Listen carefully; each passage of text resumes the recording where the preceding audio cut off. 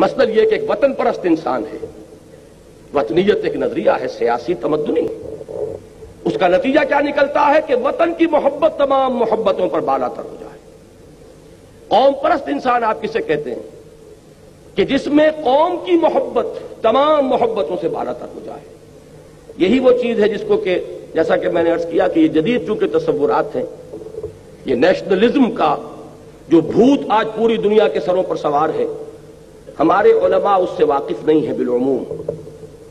اس کو پہچاننے والا وہی شخص ہو سکتا تھا جس نے اپنے بارے میں کہا ہے کہ میں خود اس آگ میں ڈالا گیا ہوں مثل خلیل، کہ میں اس آگ میں ڈالا گیا ہوں مثل خلیل۔ جدید فکر، جدید تہذیب، جدید تمدن کو اندر سے جا کر جس نے دیکھا تھا، وہ شخص تھا کہ جس نے اس کو پہچانا کہ یہ وطنیت کا نظریہ جو ہے اس دور میں یہ سب سے بڑا شرک ہے، اس لیے کہ اس میں وطن کی محبت کو تمام محبتوں پر بالا تر کیا جاتا ہے۔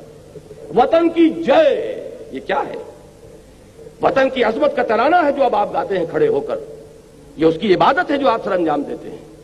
وطن کے جھنڈے کو سلامی جو دی جاتی ہے، حقیقت میں اس دور کے شرک کے سب سے بڑے مظاہر یہ ہیں۔